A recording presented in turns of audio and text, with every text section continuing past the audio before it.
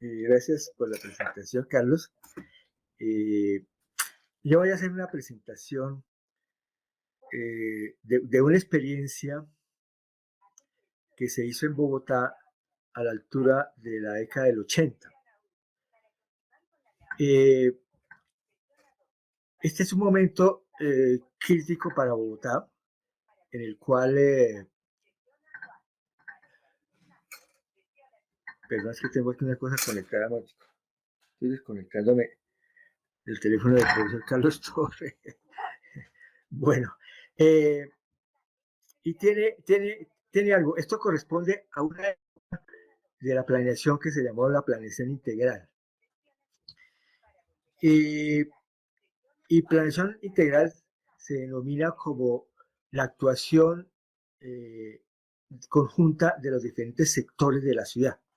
Siempre Bogotá funcionó sectorialmente, o sea que tenía que ver con eh, eh, una serie de entidades, para la empresa Acueducto de Alcantarillado de Bogotá, que corresponde a todo lo que tiene que ver con agua y alcantarillado, aguas lluvias y aguas negras. El IDU, que es una entidad que se creó en el año 71 para construir este tipo de proyectos integrales, eh, y empresa de teléfonos, que hoy pues el teléfono fijo ha sido reemplazado por el celular de hace ya sus varias décadas, que ha un muy buen resultado, sobre todo en los sectores populares. Eh, eh, digamos, las empresas del distrito, que sería la salud, la educación. Entonces siempre se trabajó de forma sectorial. En este tipo de proyectos que se inician en la década del 70, ensamblan 7 subprogramas que tienen que ver los que acabo de nombrar. El tema de la construcción de vías, del plan vial, tiene el tema de la construcción de vivienda de interés social, la salud, la educación, la energía. Y en este programa, que se establece ya en el año 82, vuelve y se repite el mismo proyecto, se hace en una zona bastante particular, a diferencia del primero. El primero, dada la experiencia que se tuvo en la década de los 70, se escogió todo el borde oriental de Bogotá, que es una sección de montañas, y tenía una particularidad, tenía sus 7 subprogramas, igualmente que nombré, pero tenía una particularidad que recorría del sur hacia el norte por sectores supremamente pobres, luego clases medias y luego sectores muy ricos.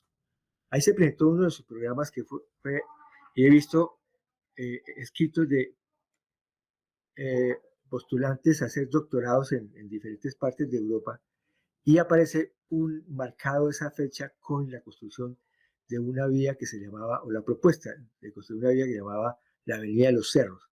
Es una vía en la parte de los cerros que tenía 2 calzadas, de las cuales cada una tenía 3 carriles, y eso significaba una construcción sobre las montañas muy difícil, por un lado, técnicamente resolvible, pero pasaba por una zona de barrios populares que era bastante complicado.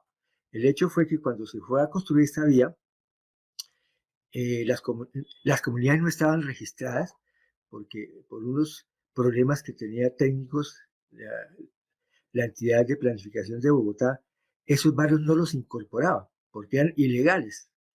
Cuando llegaron los bulldozers, las madres de familia se votaron frente a los bulldozers y trancaron el proyecto. Ese proyecto duró en resolverse cerca de un año, por lo menos. Ese se llevaba el 70% del presupuesto, un presupuesto de 75 millones de dólares, y hubo que parar ese proceso de la Avenida de los Cerros, que se llamaba. Es más, una eh, consultoría que hizo el arquitecto Rogelio Salmona, muy conocido en otras partes de Colombia. Él comentó que era una vía faraónica y que para lo único que servía era para trasladar a las clases altas, efectivamente los banqueros que estaban en el centro de Bogotá, por una vía express para llegar a sus casas a almorzar y llegar en las tardes muy temprano a su casa. Como la vía era tan alta, igualmente él comentaba que es una vía que estaba muy marginal a la zona donde tiene la alta densidad de los transportes de Bogotá, que es la carrera séptima, la carrera décima y la carrera Caracas. Por tanto, eso iba a ser una vía exclusiva de los estratos altos. Este segundo proyecto tenía una particularidad porque a los 10 años de haberse hecho este primer proyecto, esto se hizo con una dinero del Banco Interamericano de Desarrollo que prestaban el 50% del proyecto y el otro 50% lo tenía que entregar, dijimos, la ciudad. Cuando se presenta el segundo programa integrado de desarrollo, el primer era el programa integrado de desarrollo urbano de la zona oriental de Bogotá, llamado PIUSOP, y este otro, que era otro programa integrado de desarrollo urbano de la zona del sur de Bogotá, se denominó como programa integrado de Ciudad Bolívar. Había una particularidad. En esta zona está concentrado la mayoría, la proporción más alta, no la mayoría, de estratos 1. Bogotá y Colombia tienen un sistema de estratificación que se usa para los servicios públicos. Aquí hay 6 estratos. Las diferentes familias pagan de acuerdo a el rango en que estén de 1 a los 6 estratos. Se hizo dentro de una visión pues, muy bien intencionada, pero que ha tenido sus problemas, de que los estratos más altos subsidian a los estratos más bajos y las clases medias subsidian a los estratos, digamos, medio-bajo. Entonces, es un sistema de subsidios cruzados que aparentemente da una referencia bastante interesante, pero al compararlo internacionalmente se encuentra que este sistema es muy eficiente, de tal manera que las empresas internacionales se pelean estar trabajando en Bogotá, en la medida en que las empresas son muy eficientes y todo obligan a pagar a todo el mundo, y con este sistema, pues, en principio aliviaban los costos. Sin embargo, si uno coge el tema de los costos de los servicios públicos a nivel internacional, estos servicios públicos de Bogotá son de los más costosos que hay, ¿no?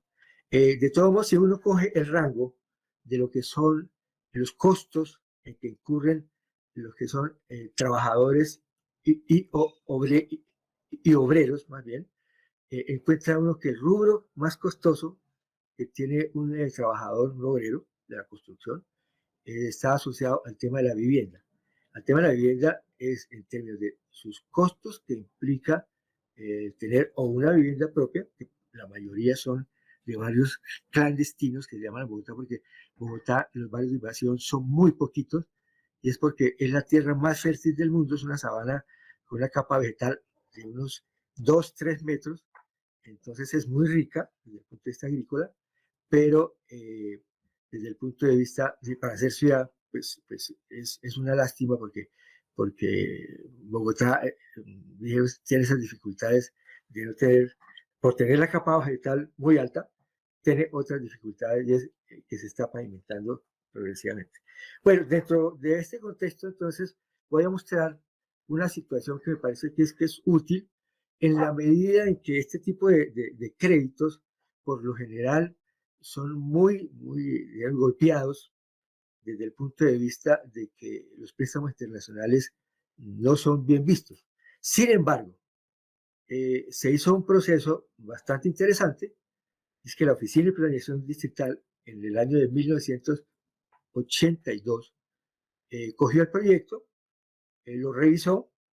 Dentro de estos préstamos hay algo muy particular y es que cuando los préstamos se hacen, si el país o la ciudad no tiene un proyecto, el Banco Interamericano arma un proyecto dentro de su conocimiento y sus limitaciones. Aquí fue muy interesante porque el proyecto, dada la experiencia que se ha tenido anteriormente del desacato del proyecto de la Avenida de los Cerros, pues ya había generado una reflexión bastante interesante. Por tanto, lo que les voy a mostrar aquí es ese proyecto que tiene una reflexión bastante grande en la zona sur. Entonces era la parte más golpeada. Yo voy a comenzar de una manera muy casi que aleatoria a mostrar una serie de imágenes mostrando el contexto en que se hace este proyecto. Entonces voy a entrar aquí. pantalla completa.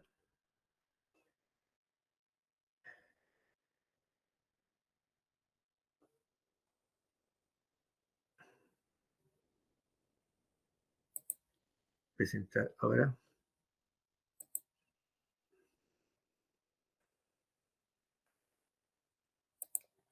Compartir. Y voy a entrar entonces a mostrar esta experiencia.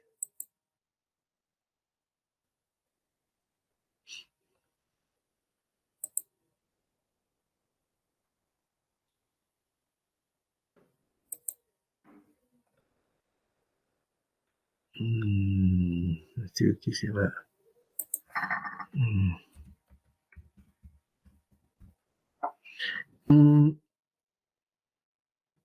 Hay una referencia para que ustedes tengan en cuenta. En eso de los estratos, abajo es el estrato. ¿No se ve? Ya.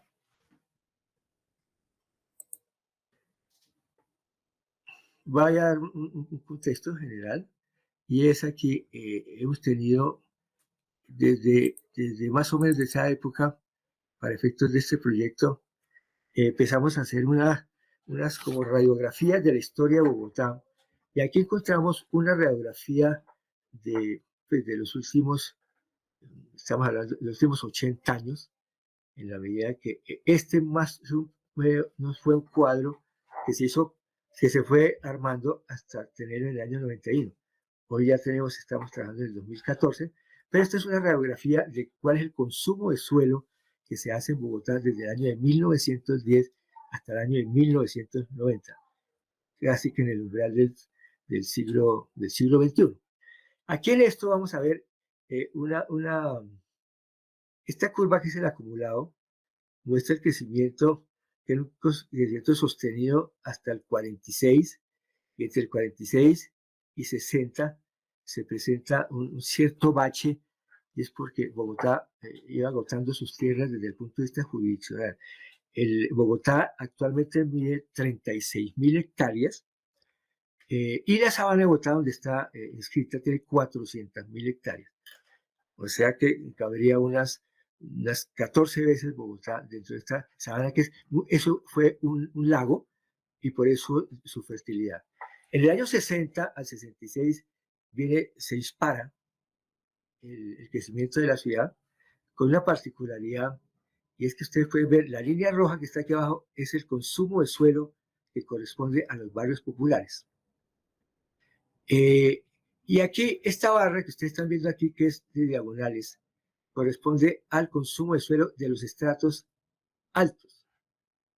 Es un momento pues muy interesante, muy crítico, porque durante un buen tiempo la expansión de los estratos altos que venía aquí en el año 46 al 60 iba en esta, cuando tenemos que muy cerquita estaba el consumo de suelo popular, y las actuaciones del Estado eran muy bajas.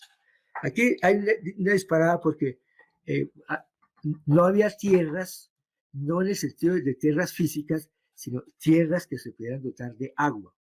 Por tanto, este fue un año muy importante, entre el 60 y el 66, en las cuales Bogotá tuvo que conseguir agua muy distante de la ciudad.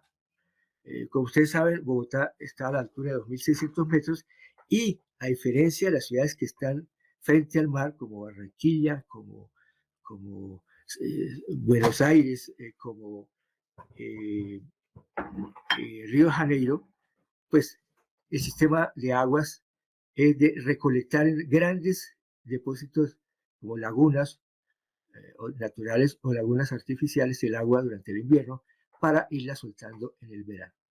Por tanto, aquí la parte norte, Bogotá tiene, como una referencia general, una segregación socioespacial bastante fuerte. Hacia el sur están las clases bajas, hacia el occidente las clases medias, y hacia el norte las clases altas. Hay entonces un problema de déficit de tierras para expandirse para los estratos altos. Sin embargo, se consiguen aguas en el norte de Bogotá suficientes para atender un acumulado. Por eso esto se dispara y ustedes van a encontrar que aquí hay una particularidad, que del consumo total, que fueron 425 hectáreas anuales de crecimiento anual, buena parte, aquí con más del 64% correspondió a los estratos altos, que tienen una particularidad, el consumo de suelo muy grande, porque estos son lotes del norte, que copiando urbanizaciones de diferentes partes del mundo, ante todo aquí una referencia mexicana de la famosa urbanización del Pedregal de clases altas en Ciudad de México. Ese modelo empieza a aparecer en Bogotá y ahí como ustedes pueden ver el estrato alto que corresponde a esta barra consume gran cantidad de suelo. Para tener una referencia, los lotes son de promedio de 30 metros de frente por 40 metros de fondo, o sea, son 1.200 metros cuadrados por lote de estrato alto. Mientras aquí en los barrios populares el consumo de suelo es de 72 metros cuadrados, o sea, mientras el estrato alto consume 700,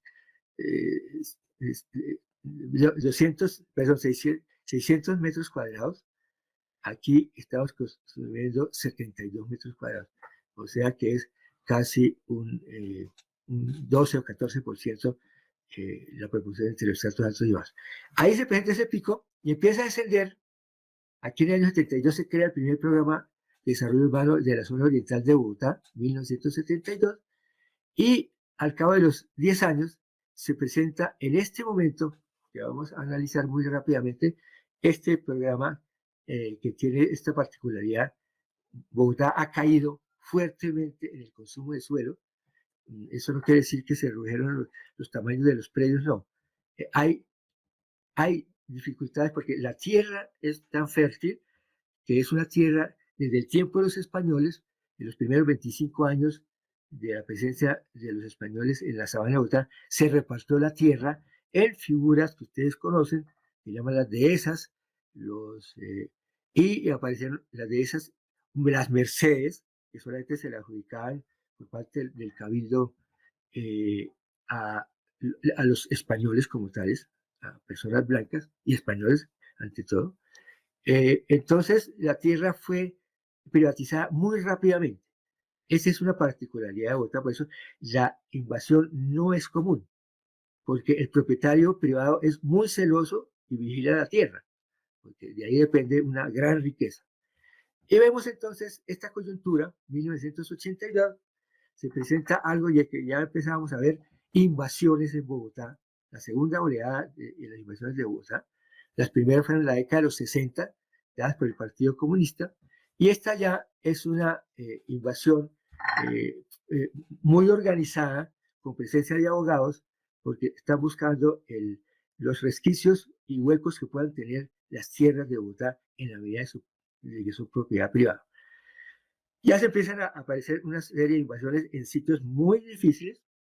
Una de las invasiones que corresponde a la década del 60 se hace a 7 cuadras de la Plaza de Bolívar, donde está el presidente de la República, el Congreso de la Nación, el Episcopado, la Alcaldía de Bogotá, o sea, las gran centralidades de Bogotá.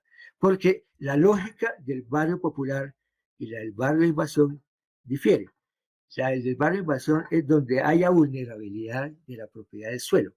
La del barrio que llamamos en Colombia clandestino, que es se compra la tierra, es la lógica es de extremos, de los bordes de la ciudad, donde la tierra no tiene expectativas de los estratos medios ni altos. Pues esa es la lógica, y la lógica es periferias. En este año 382 ya encontramos, teníamos el antecedente de una invasión en el año 76, aquí en esta curva, de el antiguo hipódromo de techo de una persona muy rica de Bogotá. Abogados entraron a mirar, muere el dueño del hipódromo de techo, se están haciendo las hijuelas, o sea, la repartición de la tierra entre sus hijos. Esto lo detectan los abogados y caen a los terrenos del hipódromo de techo de Bogotá, construido en el año 51. Esto entonces viene una invasión, comienza a construirse un muro a eso de las 12 de la noche, El hecho es que a las 7 de la mañana del día siguiente, un viernes del año 76, se encuentra que hay un muro sobre una avenida muy importante, se llama la avenida Boyacá, en ese momento la avenida más ancha de la ciudad, en terrenos pues, de propietario supremamente rico. Eso puso en alerta porque la invasión quedó frente a unos barrios de estratos medios altos, que aquí llamaríamos el estrato 4. Ese fue un campanazo muy fuerte y empieza a aparecer ya en el año 62, que es un poco donde vamos a comenzar nuestra presentación, comienza un proceso de invasión en la parte sur de Bogotá. La propiedad privada, la propiedad privada en Colombia es sagrada. Y, sin embargo, la ley permite que personas que hayan vivido en un lugar, mucho, para ser propietarios necesitan dos cosas. Uno, estar encima del suelo, y el segundo, tener una escritura. Allí existía una gran finca de 120 hectáreas, eso es como el equivalente a 120 manzanas coloniales, más o menos, lo que era Bogotá a la altura del siglo XVII. Se presenta una invasión en terrenos del sur de Bogotá, una señora que había cuidado unas cabras a unos grandes propietarios, algunos de ellos extranjeros. eh, eh, se presenta entonces que por ley, si uno ha tenido pacíficamente un terreno, después de 25 años puede alegar por su posesión ser propietario, tener derechos a tener la propiedad. El hecho es que el grupo de los 30, que eran 30 abogados, hacen una figura muy particular, entran en el proceso de juicio y los llevan al litigio, de tal manera que los propietarios tradicionales tienen tanto derecho, o al revés, una señora que cuidaba unas cabras, doña Noemí Ríos, tenía tanto derecho como sus propietarios tradicionales. Una vez eso entra en litigio, los abogados empiezan a actuar y hay un momento muy de crisis económica en ese momento. El hecho es que no hay circulante, no hay dinero. No hay dinero ni hay casi que billetes, pero ante todo no hay dinero. Estos señores, muy hábiles, crearon la figura del trueque. O sea que empezaron a vender lotes, le salieron 13.000 lotes, y en esos 13.000 lotes empezaron a ver que la gente no tenía plata ni dinero. Empezaron a recibir elementos, lo que fuera. Digan ustedes, cosas elementales como una bicicleta, puede ser vieja, animales, trueque por vehículos muy viejos. Y crearon estos señores un gran galpón en que recogían todos estos elementos de trueque y se creó entonces como una especie de subasta o dijéramos de reciclaje de materiales que gente aún más pobre o de las mismas iban a comprar bicicletas, seres como armarios y demás. Entonces la coyuntura está aquí, la invasión comienza, es una invasión que es difícil de parar, pero difiere entonces el año 72, primer programa integrado de desarrollo urbano, a este segundo, y la coyuntura ha cambiado. Luego eso empieza a esperarse al año 86, luego al año 91. Entonces voy a pasar a la siguiente imagen para que ustedes se den cuenta qué es esto. Aquí, un poco, ustedes saben que Colombia tiene un ingrediente muy fuerte que fuera de la migración por razones económicas del campo a la ciudad, tiene el problema del conflicto armado. Estamos hablando entonces del año 82, el conflicto llega a su máximo en la década del 58, en que se crean las FARC, que son las que entregaron armas hace ya 5 años. Este es el pico y este es digamos, lo que aquí está el número es más alto. Y estamos hablando de esta coyuntura que es el año 76, el 72 el primer programa, y el año 82 se está comenzando a crecer fuertemente. ¿Qué pasa en el año 82 y el año 85?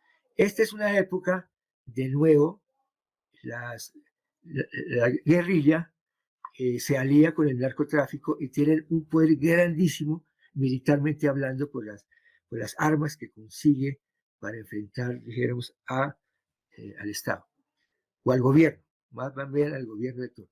Entonces, ese es el contexto general. Dijéramos, la ubicación del lugar, ahora vamos a ver el tema del contexto.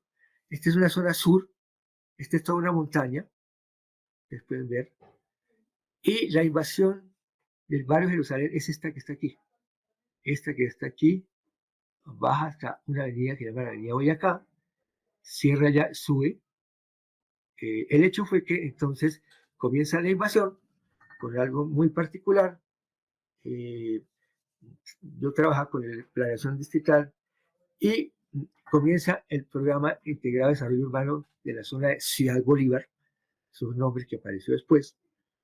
En esta parte sur hay un tanque, el tanque más grande de Bogotá es el tanque de Casablanca. La invasión se hizo aquí, pero fíjense que la invasión es un extremo. Esto era de varios propietarios, algunas familias extranjeras y un inmobiliario colombiano bogotano, Juan Gaviria Restrepo.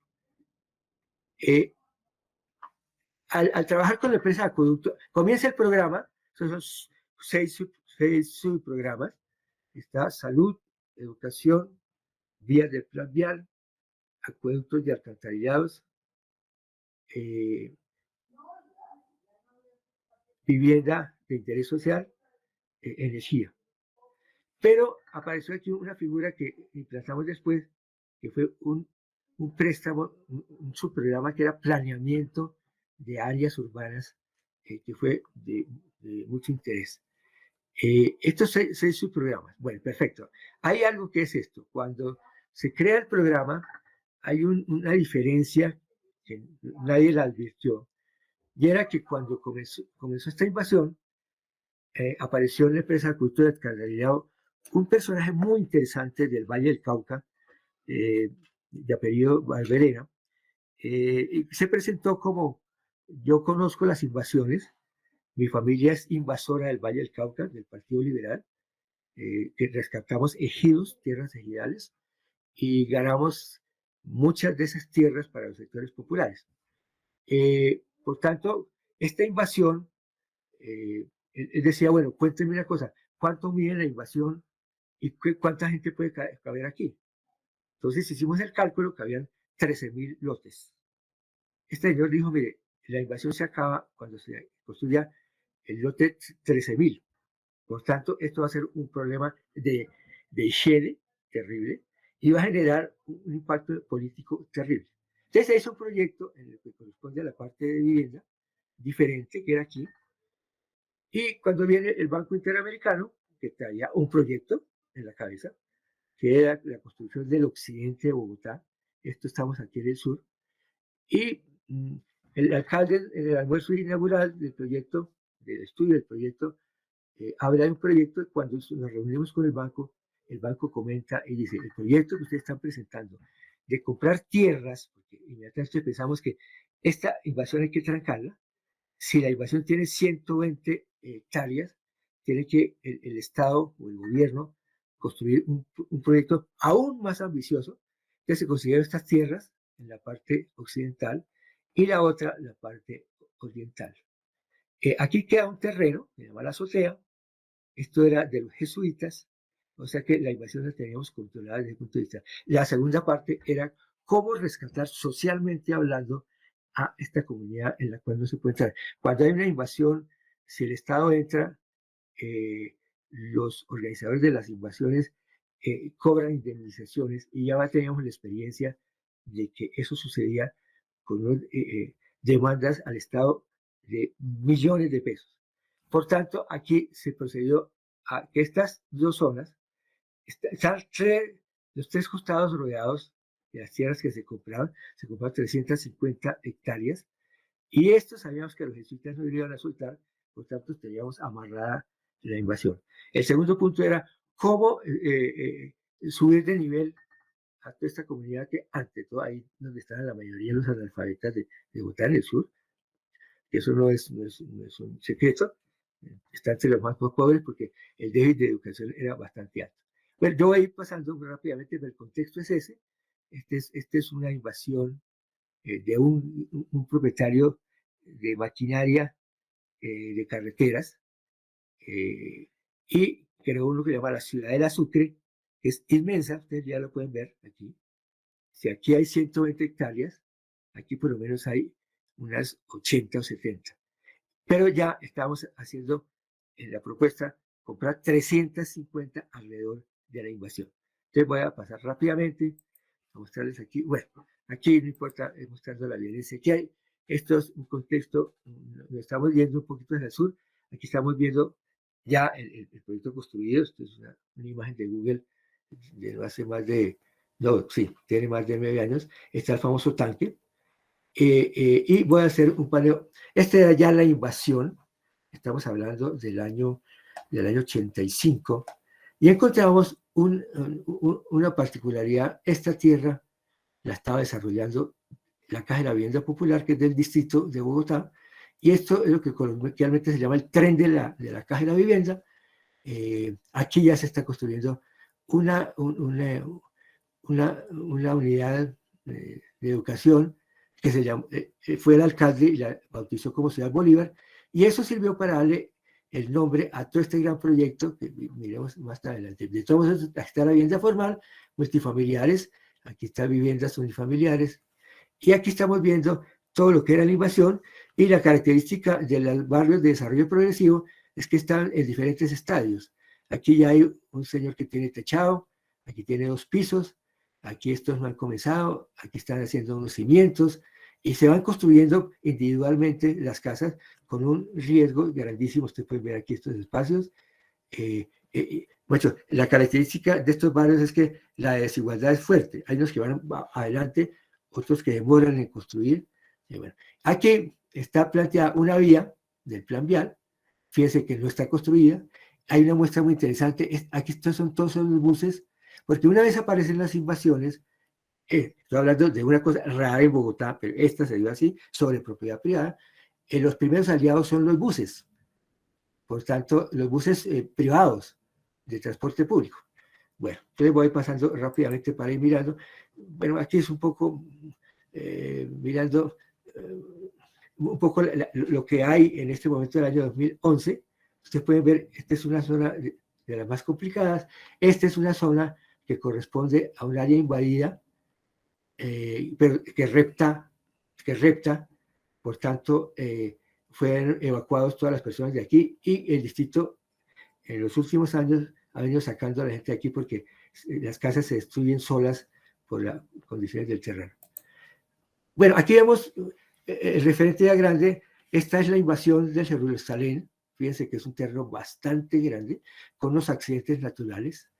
Y aquí está el proyecto de la Caja de la Vivienda Popular. Ustedes alcanzan a ver la parte del tren. El tren está por aquí. No existe la vía metropolitana de la Boyacá. Y existe, dentro de esto es un mito, es que la invasión comenzó de una manera muy rápida y había un elemento clave que era una laguna. Esto es como una especie de cráter. Esta laguna era el único sitio donde había agua. Sin embargo, más arriba de esta zona hay nacimientos, hay manantiales que a través de tuberías compradas de un buen grosor, estos invasores armaron un acueducto, ellos mismos con unos, bajando agua por gravedad, y el abastecimiento de agua era dificilísimo. Miren la dispersión que tiene todo esto. Y este lugar, el acueducto, introduce un tanque y se convirtió en un hecho simbólico porque aquí se dieron todas las negociaciones para empezar a hacer el proyecto. Se llama el tanque y la laguna, simbólicamente hablando. Aquí vemos entonces lo escarpado que es el suelo. O sea, los pobres casi siempre, todas estas zonas viven en las partes más difíciles, que es la parte, y esta es la parte formal. Aquí existe el espacio, porque en Bogotá eso es difícil, pero se pueden preservar. La tierra se reserva muy temprano. Entonces vemos el contraste de las dos situaciones. Este es algo de los lugares. Ustedes pueden ver ya la construcción, ya está construido el tren. Este es un barrio, Este es de la Caja de la Vivienda Popular, estos terrenos, y esto es el barrio San Francisco, construido por Autoconstrucción. Esta es otra vista para mirar los cortes, el tren, allá va el tren, aquí va el tren, y aquí vamos a ver, entonces la caja está trabajando aquí, y la caja está trabajando acá. Esto entonces, estamos mucho más distantes, estos son los terrenos, aquí hay una línea que es muy importante, porque descubre uno que esta zona, después, en todas estas partes de expansión, estos son de propiedad privada, es un muro de piedra que lo compró el esmeraldero más grande de Colombia, y la invasión, todo se paró aquí. Más poderoso casi que el agua, que las montañas, es la propiedad privada. Porque esto se resguarda a través de seguridades de alguna manera. Bueno, aquí hay un referente, es el tanque. Aquí entonces el proyecto va a comenzar de la siguiente. Existe el tanque más grande de Bogotá. La invasión está, dijimos que está en esta parte, toda esta parte. Y se compró entonces estos terrenos. Uno se llama Sierra Morena y este se llama Arborizadora Alta. Y se compraron las partes planas que están por estos lados. O sea que la invasión, leímos este cierre. Aquí hay una particularidad. Mientras aquí está el agua, aquí hay un lugar de una subestación de energía eléctrica de las más grandes de Bogotá, y le propusimos al banco, nos daban plata para hacer su programa de vivienda, plata para 11.200 lotes con servicios, y les propusimos, a diferencia del alcalde del momento, que quería hacer un proyecto muy distante donde no hay problemas, porque parecía un campo de golf verde y plano, levemente inclinado, propusimos cerrar y construir todo el borde. El banco prestaba para 11.200 lotes con servicios, la invasión tiene 13.000, los 11.200 iba a ser en este lote y en este segundo lote. Entonces, la propuesta es que se le hizo al banco, el banco primero lo rechazó, porque el proyecto no coincidía con lo que el alcalde había dicho.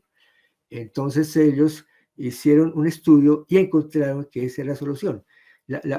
Con el préstamo para los 11.200 lotes con servicios, escuelas, puestos de salud, diferentes equipamientos de educación y salud, todo lo que tiene que ver con la cuestión de administración, los derechos de defensoría de los derechos humanos. Les propusimos que con el préstamo de los 11.200 lotes con servicios, si el agua estaba aquí, para poder darle el agua a la segunda parte del proyecto, había que atravesar la invasión, y para darle energía que estaba aquí a esta Sierra Morena, pues habíamos cruzado con el agua por un lado y la energía por el otro. Y les propusimos, le dimos con el mismo préstamo, esas redes las tenemos que hacer cruzando la invasión. Por tanto, en lugar de que esto se convierta en el original de 11.200 lotes con servicios, aquí damos por ganado a producir 25.000 lotes con servicios, que según eso era el proyecto más grande que se había hecho en Latinoamérica.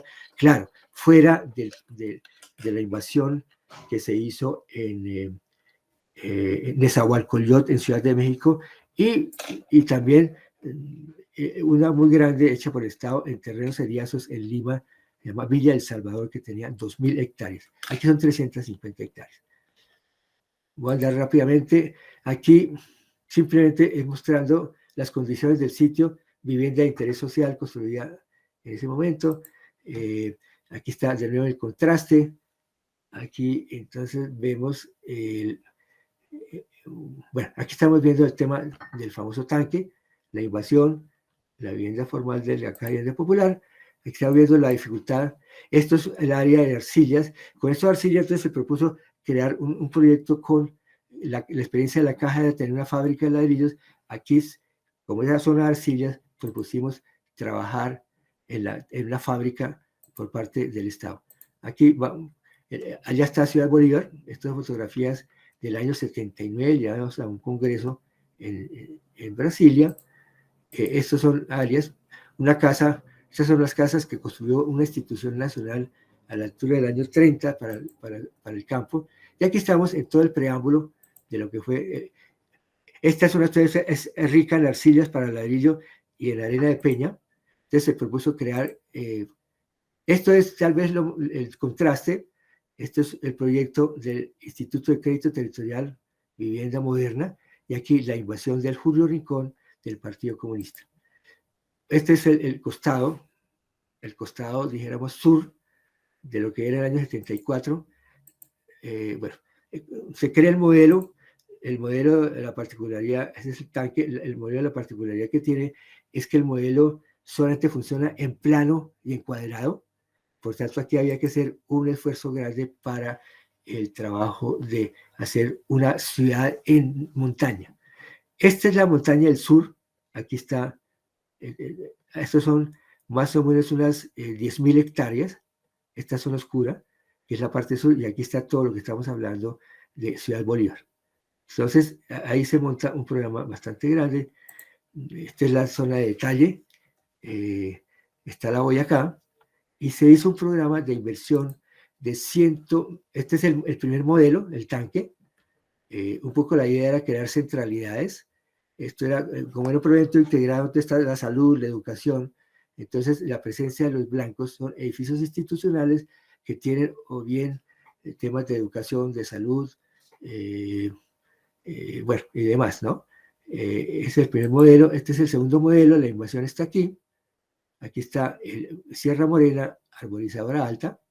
Y como les cuento, para llevar el agua de aquí que está el tanque, hacia aquí que el proyecto había que atravesar la invasión, y viceversa, para llevar la energía que estaba aquí, hay que atravesar la invasión. O sea que esas son las ganancias que se tenían para la producción. Este es un poco de elementos simbólicos de lo que eran las arcillas.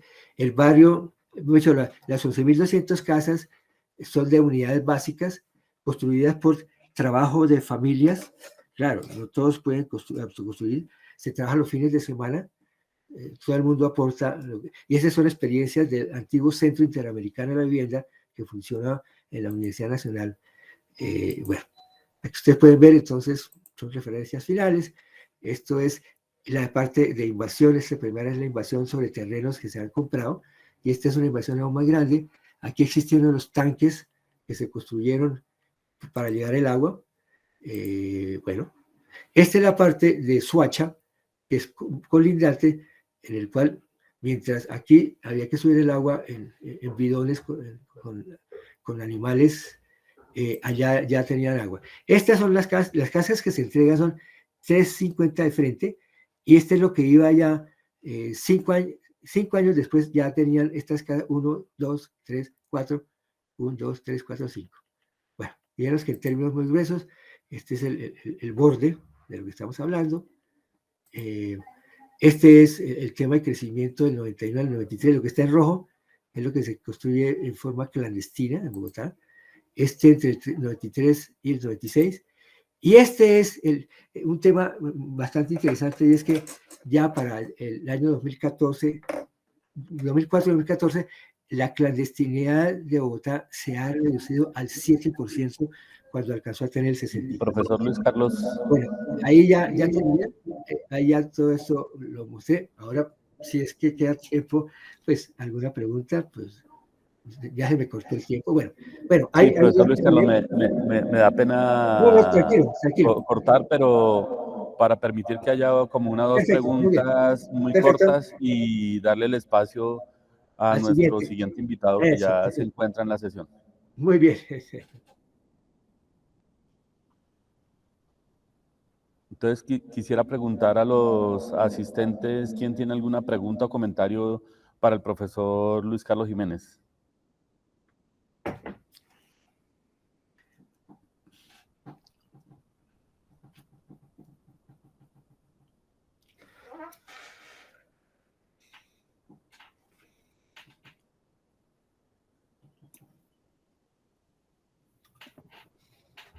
¿Será que puedo hacer una pregunta? Claro. Profesor, increíble su trabajo. Qué memoria tan maravillosa de la historia de Bogotá, ¿no? De la construcción de la ciudad de Bogotá de alguna manera.